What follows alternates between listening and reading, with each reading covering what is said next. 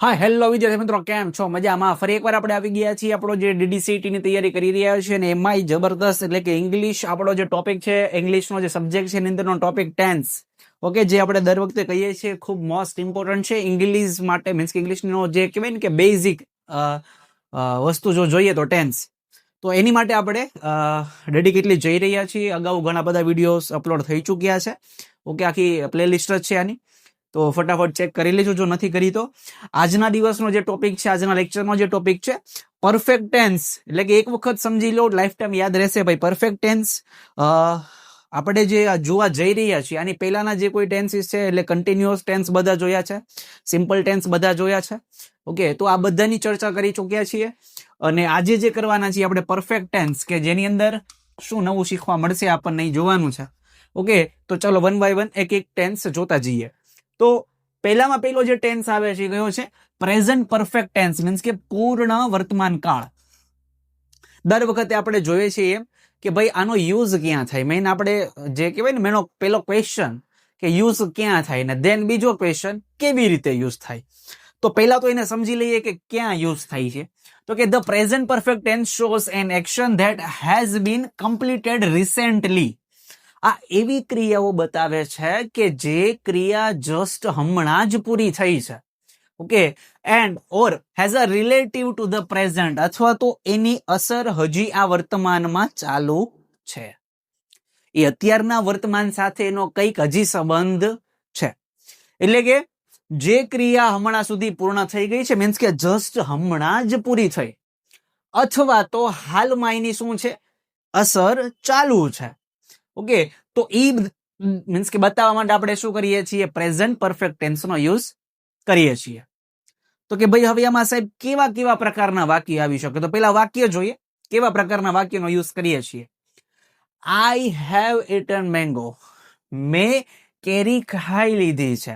હવે કેરી ખાવાની જે ક્રિયા છે, કાં તો જસ્ટ હમણાં પૂરી થઈ છે, અથવા તો કેરી ખાઈ લીધી પરંતુ એની અસર હજી ચાલુ છે. ખ્યાલ આવે?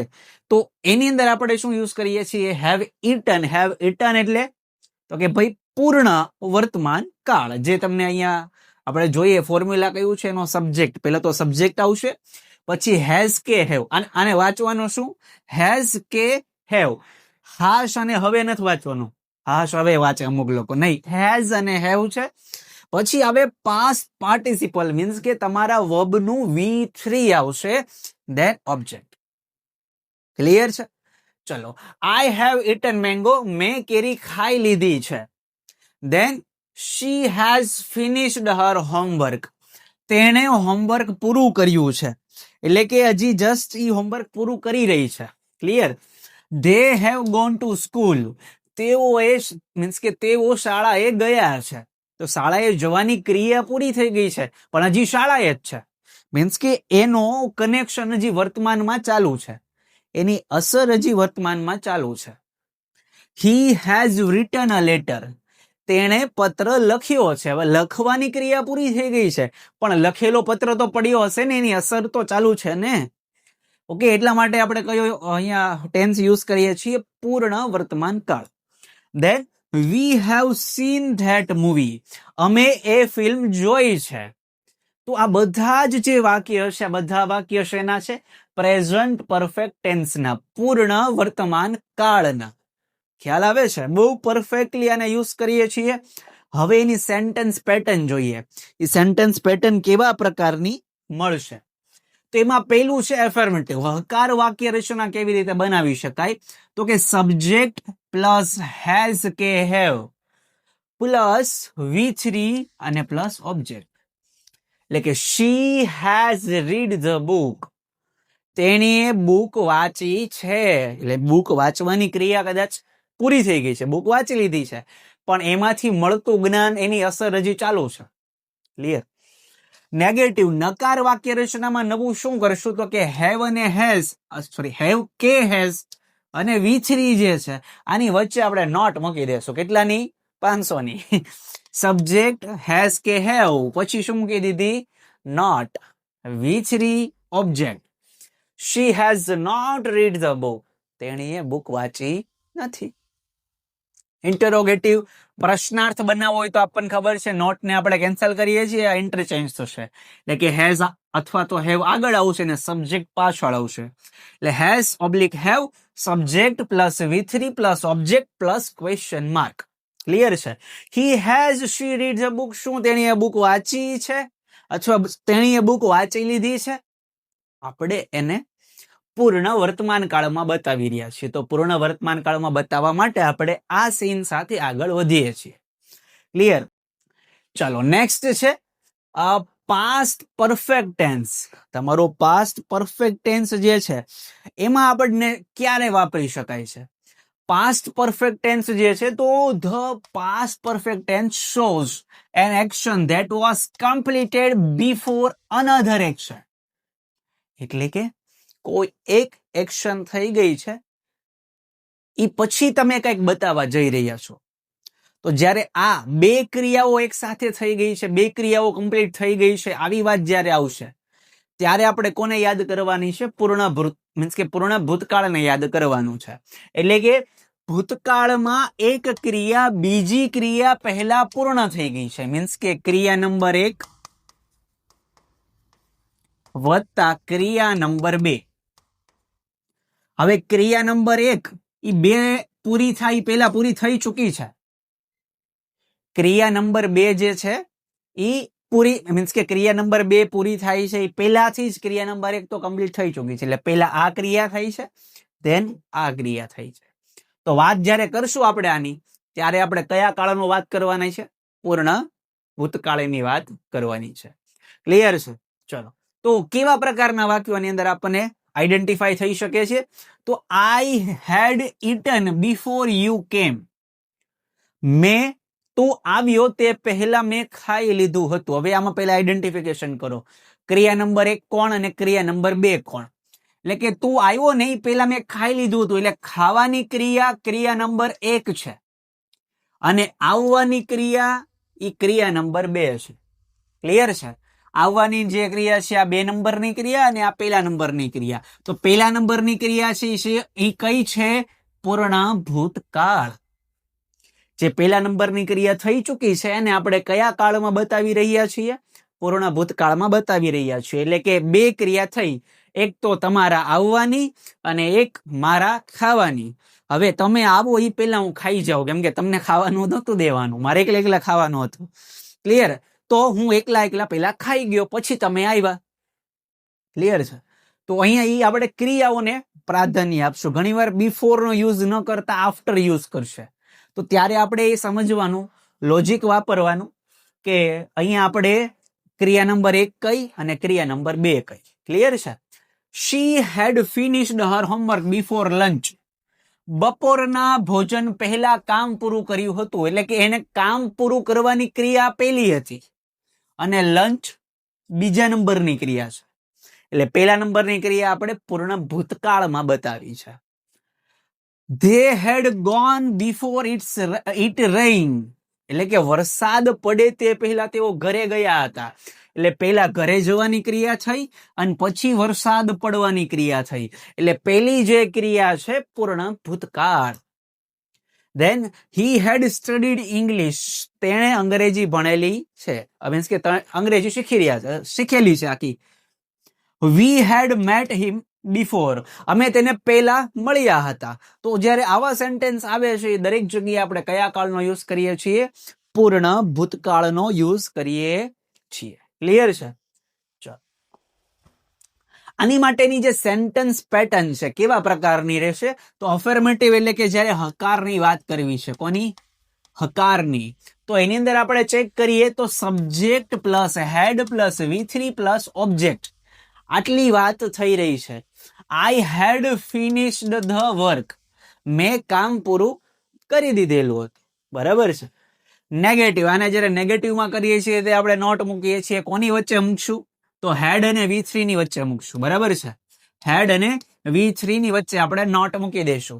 એટલે subject plus had plus not plus V3 plus object. I had not finished the work. મેં કામ પૂરું કરેલું ન હતું. ઇન્ટરોગેટિવ, જ્યારે એને પ્રશ્નાર્થ બનાવવું છે. શું બનાવવું છે? પ્રશ્નાર્થ. Had subject V3 plus object question mark. એટલે કે અહીંયા હેડ આગળ આવી જશે, સબ્જેક્ટ પાછળ વયો જશે, V3 નોટ તો નીકળી ગયો પાછળ આવી જશે question mark. Had you finish the work, શું તમે તમારું કામ પૂરું કરેલું હતું? ક્લિયર છે? તો આ જે આપણે વાત કરી રહ્યા છીએ તો પૂર્ણ ભૂતકાળની વાત થઈ રહી છે. જે અગાઉ ચર્ચા કરી એમ પૂર્ણ ભૂતકાળ ક્યારે વપરાય છે? જ્યારે બે ક્રિયાઓ થાય છે એમાં જે પહેલા નંબરની ક્રિયા છે એ બતાવવા માટે મેજરલી આપણે કોનો ઉપયોગ કરશું? પૂર્ણ ભૂતકાળનો ઉપયોગ કરશું. હવે આના કીવર્ડ્સ એટલે કે જે કહેવાય ને ઇમ્પોર્ટન્ટ, જે આપણને આઈડેન્ટિફાઈ કરીને આપે કે હા સાહેબ અહીંયા તમારો પૂર્ણ ભૂતકાળનો યુઝ થયેલો છે. જેમાં પહેલો છે બિફોર પહેલા, પછી છે આફ્ટર, પછી ઓલરેડી પહેલેથી જ, બાય ધ ટાઈમ તે સમય સુધીમાં, વેન જ્યારે, અને ટીલ ધેન તે સમય સુધી. તો જ્યારે આ વાક્ય મીન્સ કે આ સેન્ટેન્સ, આ જે કહેવાય ને કે before, after, already, by the time, when, till then, આ બધી જ વસ્તુઓ જે કરી રહ્યા છીએ આની અંદર પૂર્ણ ભૂતકાળ જ્યારે વાપરીએ છીએ ત્યારે એનો યુઝ કરીએ છીએ. ક્લિયર છે? નેક્સ્ટ છે આપણી પાસે પૂર્ણ ભવિષ્યકાળ. ક્યારે વપરાય છે? The future perfect tense shows an action that will be completed before a specific time or event in the future. એટલે કે ભવિષ્યમાં કોઈ એવી ક્રિયા કે જે પૂરી થઈ ગઈ હશે એવું બતાવવાનો છું. ભવિષ્યમાં કોઈ ચોક્કસ સમય અથવા ઘટના પહેલા ક્રિયા પૂર્ણ થઈ જશે એ બતાવવું છે ત્યારે આપણે શું યુઝ કરવાના છીએ? પૂર્ણ ભવિષ્યકાળ યુઝ કરવાના છીએ. કેવા એક્ઝામ્પલ આવી શકે? I will have finished my homework by 8 PM. 8 વાગશે ને સાંજના, હું રાત્રે 8 વાગ્યા સુધી હોમવર્ક પૂરું કરી લઈશ. એટલે કે હું ભવિષ્યનો એક ટાઈમ આપી રહ્યો છું, ચોક્કસ સમયગાળો આપી રહ્યો છું કે આ 8 વાગશે ને ત્યારે મારું કામ પૂરું થઈ જશે. તો એની માટે હું પૂર્ણ ભવિષ્યકાળ વાપરીશ. કામ પૂરું થઈ ગયું તો બતાવવાનું જ છે, પણ ભવિષ્યમાં પૂરું થશે, પૂરું થયું નથી. She will have cooked dinner before they arrive. તેઓ આવે તે પહેલા ભોજન બનાવી ચૂકી હશે. They will have gone to school by then. તે સમય સુધી તેઓ શાળાએ ગયા હશે. He will have written the letter. તેણે પત્ર લખી લીધો હશે. તો આપણે એવું માની રહ્યા છીએ કે ભવિષ્યમાં ક્રિયા પૂરી થઈ ગઈ હશે એવું આપણે માનીએ છીએ. We will have reached there by tomorrow. અમે આવતીકાલે ત્યાં પહોંચી ગયા હશું. ક્લિયર છે? તો બધા જ વાક્ય આપણને શું બતાવી રહ્યા છે? પૂર્ણ ભવિષ્યકાળ બતાવી રહ્યા છે. નેક્સ્ટ એની આપણે સેન્ટેન્સ પેટર્ન જોઈએ તો હકાર વાક્ય રચનામાં નવું શું સાહેબ? આમાં નવું શું છે? તો ભાઈ સબ્જેક્ટ પ્લસ will have જોડે જ છે. અહીંયા હેઝ હેવ માં પડવાનું નથી. અહીંયા ફરજિયાત શું આવશે? will have, બીજું કાંઈ નહીં. તમને ક્વેશ્ચન થાય છે will has? ના, એવું નથી. will have ફરજિયાત. will have plus V3 plus object. જો she will have completed the task, તેને ટાસ્ક પૂરો કરી દીધો હશે. નેગેટિવમાં કેવું છે? Subject will not have plus V3 plus object. will not, અહીંયા will અને have વચ્ચે નોટ મૂકી દીધી છે. એટલે she will not have completed the task. અને ઇન્ટરોગેટિવ પ્રશ્નાર્થમાં શું થાય છે? તો નોટ આપણે આમ મૂકી દઈએ છીએ, બરાબર છે? will આગળ આવી જશે. will subject plus have plus V3 plus object question mark. will she have completed the task? શું તેણે પોતાનો ટાસ્ક પૂરો કરી દીધો હશે? ક્લિયર છે? તો અહીંયા ખાસ will have ઉપર આપણો ફોકસ હોવું જોઈએ. will have આવે એટલે આપણા મગજમાં આપણા કહેવાય ને તિખારા ચાલુ થઈ જાય કે પૂર્ણ ભવિષ્યકાળ વપરાણો છે, પરફેક્ટ ફ્યુચર ટેન્સ વપરાણો છે. ક્લિયર છે ભાઈ? વેરી ગુડ, સરસ. ચલો આના કીવર્ડ્સ કેવા છે કે બાય ટુમોરો આવતીકાલ સુધીમાં એ કામ પૂરું થઈ ગયું હશે. બાય નેક્સ્ટ વીક આવતા અઠવાડિયા સુધીમાં કામ પૂરું થઈ ગયું હશે. બિફોર એટલે કે પહેલા. બાય ધેન તે સમય સુધી. બાય ધેટ ટાઈમ તે સમય સુધી. સૂન ટૂંક જ સમયમાં પૂરું થઈ જશે અથવા તો ટૂંક જ સમયમાં લોન્ચ થઈ જશે. આવી બધી વાત જ્યારે કરતા હોય ત્યારે કોની વાત થઈ રહી છે? પૂર્ણ ભવિષ્યકાળની વાત થઈ રહી છે. ક્લિયર છે? મગજમાં ઉતરે છે? ચલો વેરી ગુડ. તો અહીંયા જે આપણા પૂર્ણ કાળ છે એ પૂર્ણ થાય છે. 3 ટોટલ આપણે જે કાળ જોયા, પૂર્ણ વર્તમાન કાળ, પૂર્ણ ભૂતકાળ અને પૂર્ણ ભવિષ્યકાળ.